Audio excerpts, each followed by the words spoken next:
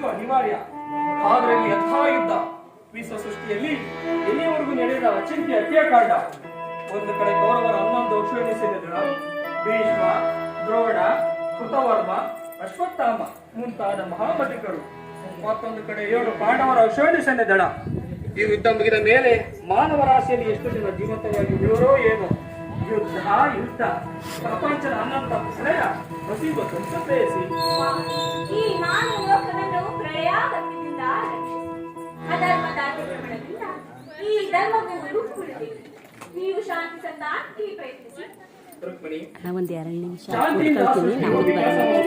ಪುರಾತನ ಅಡಿವೆ ಬಹುತನ ಸಂಸ್ಕಾರ. ಯುದ್ಧವಿದ್ದು ಅವಶ್ಯಕ. ಕುರುಕ್ಷೇತ್ರದ ಧೂಳಿಯ ಒಂದೊಂದು ಕಣವನ್ನು ರಕ್ತ ರಸದಿಂದ ತೂಯಿಸಿ ವೀರ ದರ್ಪದಿಂದ ಸುಸಜ್ಜಿತವಾಗಿ ಮಾಡಿ ಒಂದು ಪುಣ್ಯ ಬೀಜವನ್ನು ನೆಡುವನು.